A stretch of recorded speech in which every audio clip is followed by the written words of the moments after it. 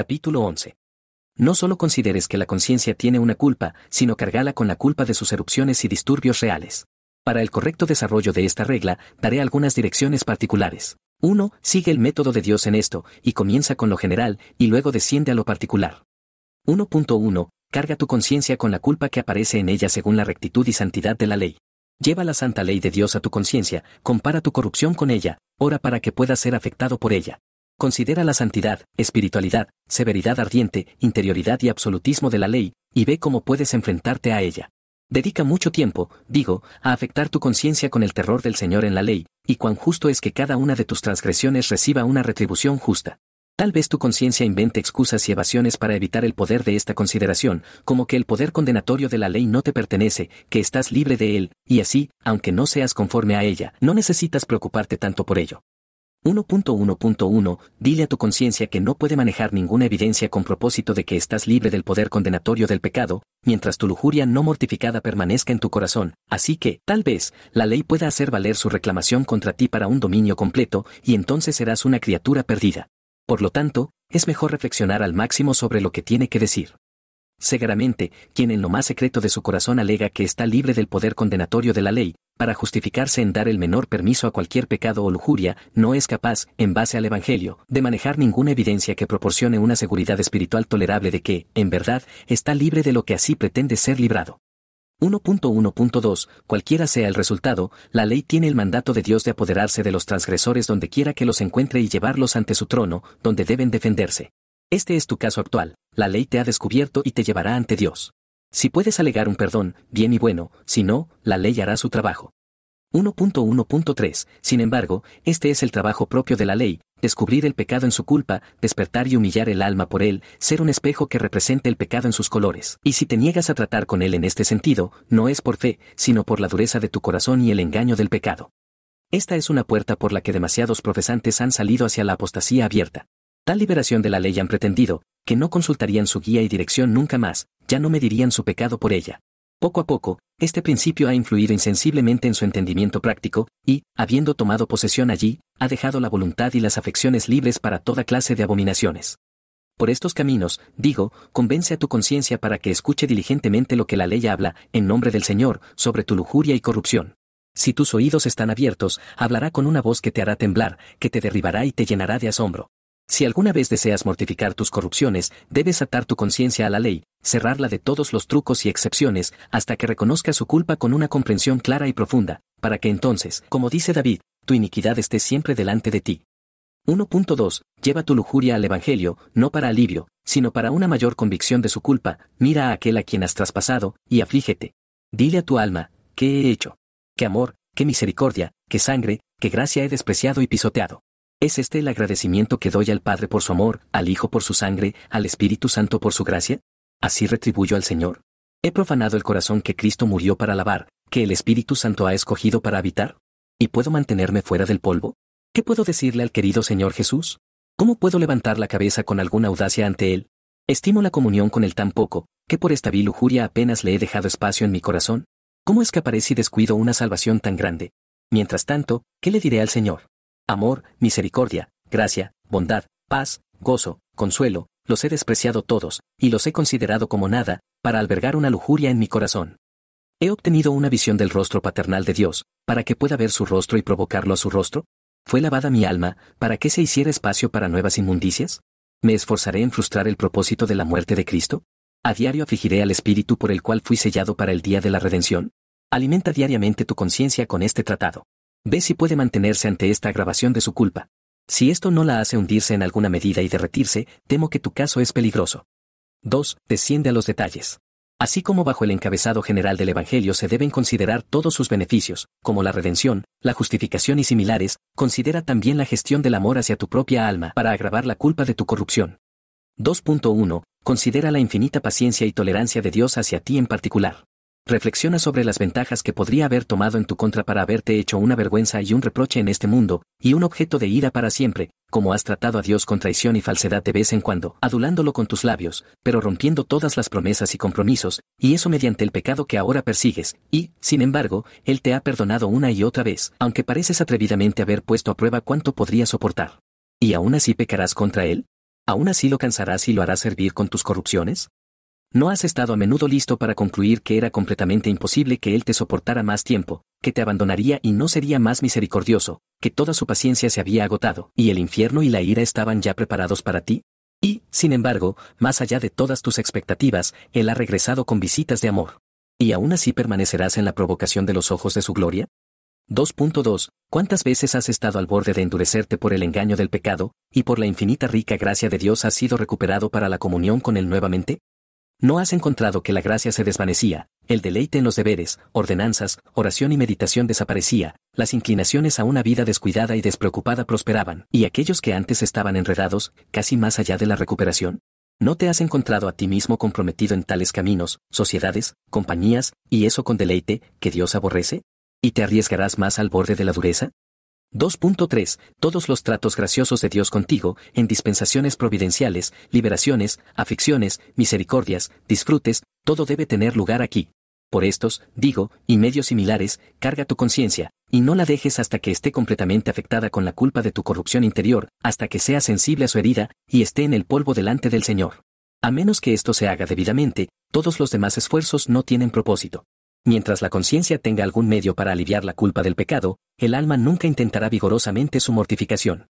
Estando así afectado con tu pecado, en el siguiente lugar consigue un anhelo constante, suspirando por la liberación del poder de él. No permitas que tu corazón un momento esté contento con tu estado y condición actual. Los deseos fervientes de cualquier cosa, en las cosas naturales y civiles, no tienen valor o consideración, más allá de que inciten y estimulen a la persona en la que están a un uso diligente de los medios para lograr el objetivo buscado. En las cosas espirituales es diferente. Anhelar, suspirar y clamar por la liberación es una gracia en sí misma, que tiene un poderoso poder para conformar el alma a la semejanza de lo que se anhela. De ahí que el apóstol, describiendo el arrepentimiento y la tristeza piadosa de los corintios, considera esto como una gracia eminente que fue puesta en marcha, vehemente deseo, 2 de Corintios 7:11. Y en este caso del pecado interior y su poder, Romanos 7:24. Su corazón se desborda con anhelos en una expresión de deseo apasionado de liberación. Ahora, si este es el marco de los santos sobre la consideración general del pecado interior, cuanto más debe ser intensificado e incrementado cuando se añade a ello la rabia y poder desconcertante de cualquier lujuria y corrupción particular. Asegúrate, a menos que anheles la liberación, no la tendrás. Esto hará que el corazón esté vigilante para todas las oportunidades de ventaja contra su enemigo, y listo para aceptar cualquier ayuda que se ofrezca para su destrucción. Los deseos fuertes son la misma vida de esa oración siempre que se nos ordena en todas las condiciones, y en ninguna es más necesaria que en esta. Ponen en marcha la fe y la esperanza, y son el movimiento del alma hacia el Señor. Pon tu corazón, entonces, en un marco de anhelo y suspiro, anhela, suspira, clama. Conoces el ejemplo de David, no necesitaré insistir en ello. Ahora, considera si el trastorno con el que estás perplejo no está arraigado en tu naturaleza, y es nutrido, fomentado y exacerbado por tu constitución. Una inclinación a algunos pecados puede sin duda estar en el temperamento y disposición natural de los hombres. En este caso, considera. 1. Esto no es en lo más mínimo una atenuación de la culpa de tu pecado.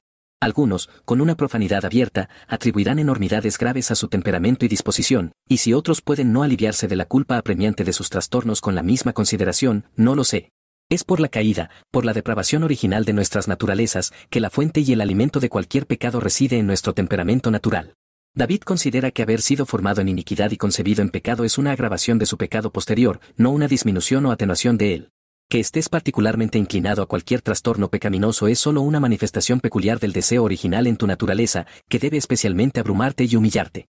2. Lo que debes fijar en este sentido, en referencia a tu caminar con Dios, es que se da una gran ventaja al pecado, como también a Satanás, por tu temperamento y disposición, que sin una vigilancia extraordinaria, cuidado y diligencia, ellos prevalecerán contra tu alma.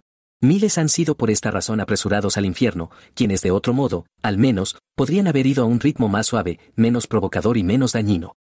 3. Para la mortificación de cualquier trastorno tan arraigado en la naturaleza de un hombre, además de todos los demás medios y formas ya mencionados o que se insistirán más adelante, hay un recurso particularmente adecuado. Este es el del apóstol, 1 de Corintios 9:27, subyugo mi cuerpo y lo pongo en servidumbre. El subyugar el mismo cuerpo es una ordenanza de Dios que tiende a la mortificación del pecado. Esto da un golpe a la raíz natural del trastorno, y lo marchita al quitarle su grasa del suelo. Tal vez, porque los papistas, hombres ignorantes de la justicia de Cristo, de la obra de su Espíritu y de todo el asunto en cuestión, han puesto todo el peso y el énfasis de la mortificación en servicios y penitencias voluntarias, llevando al cuerpo a la servidumbre, sin conocer en realidad la verdadera naturaleza ni del pecado ni de la mortificación. Puede ser, por otro lado, una tentación para algunos descuidar algunos medios de humillación que el propio Dios ha ordenado y aprobado.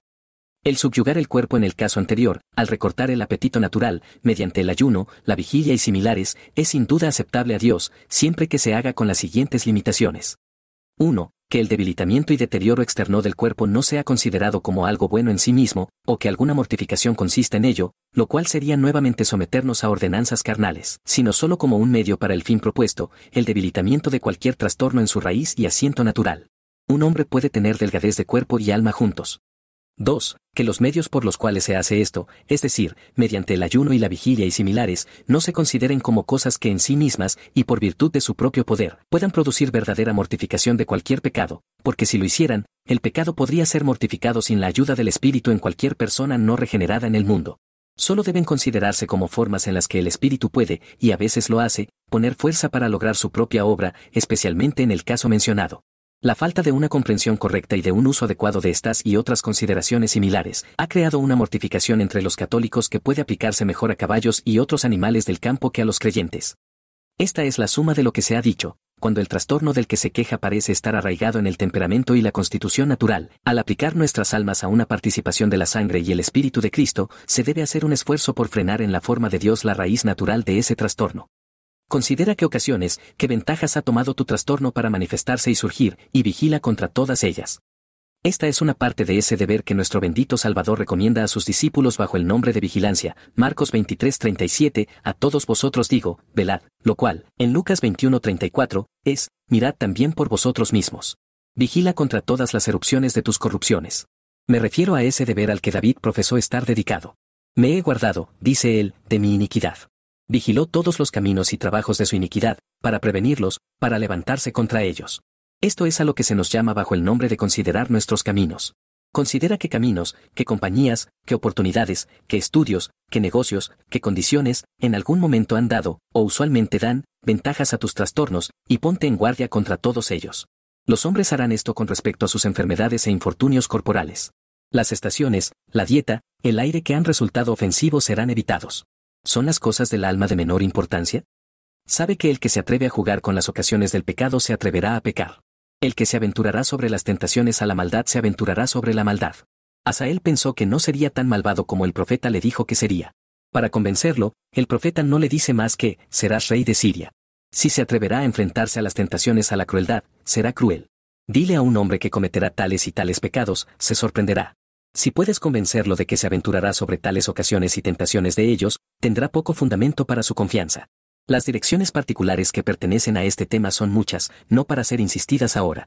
Pero debido a que este tema no es menos importante que toda la doctrina aquí tratada, he tratado extensamente en otro tratado, sobre entrar en tentaciones. Levántate con fuerza contra los primeros actos de tu trastorno, sus primeras concepciones, no permitas que gane el menor terreno. No digas, hasta aquí llegará, y no más. Si se le permite un paso, tomará otro. Es imposible fijar límites al pecado. Es como el agua en un canal, si se desborda, correrá. Su no actuación es más fácil de conseguir que su limitación. Por lo tanto, Santiago da esa gradación y proceso de la lujuria, capítulo 1, 14 y 15, para que podamos detenernos en la entrada. ¿Encuentras que tu corrupción comienza a enredar tus pensamientos? Levántate con todas tus fuerzas contra ella, con no menos indignación que si hubiera logrado completamente lo que se propone. Considera lo que un pensamiento impuro quisiera tener, te haría revolcarte en la locura y la inmundicia. Pregunta a la envidia qué querría, el asesinato y la destrucción están al final de ella. Enfréntate a ella con no menos vigor que si te hubiera degradado por completo a la maldad. Sin este curso no prevalecerás.